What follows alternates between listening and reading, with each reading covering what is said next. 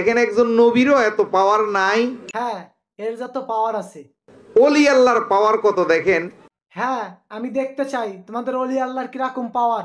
তার পাওয়ার নিয়ে তো তোমরা গাঞ্জাখোর ফাঞ্জাখোর গাঞ্জা খাওয়া শুরু করে দিয়েছো, আরো সবারও গাঞ্জা খাওয়ার সুযোগ করে দিয়েছো তোমরা। এখন আমাদের দেশের কিছু অতি উৎসাহিত ইয়াজিদি সন্ত্রাসীরা আছে, এরা ডাইরেক্ট আল্লাহ মানে।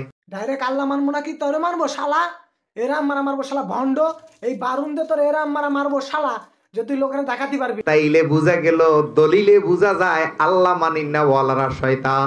তোর মতন শয়তান রে আমার মনে আসছে আধা ঘন্টা 1 ঘন্টা যদি পিটতে পারতাম তা আমার খুব ভালো লাগতো। তোর মতন শয়তানকার কিছু কথা শুনলি আমার শরীরের প্রত্যঙ্গ এত পরিমাণ ব্যথা হয় যে আমি কাজ করলেও আমার শরীরে এত ব্যথা হয় না।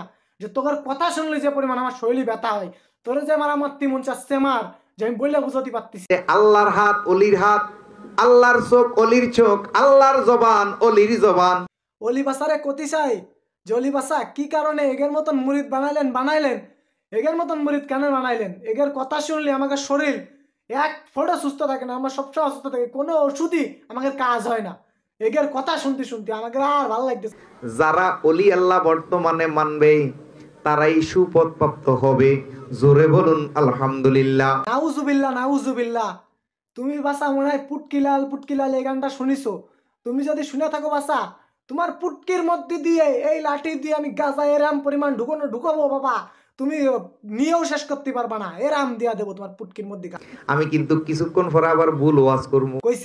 কইছি না যে আজকে গাজা না খেয়ে স্টেজ উঠে এসে এই জন্য ভুলভাল ওয়াজ করতেছে। যদি আপনারা না ধরতে পারেন এগের হুগালাল করে দেওয়া হবে, হুগালাল হুগালাল হুগা।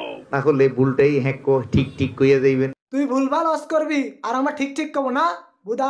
তোর এই লাঠি দিয়ে এরাম বুদা ভাঙবো যে তুই মনে কর ভুলভাল ওয়াজ করতে আর কোনদিনও পারবি না।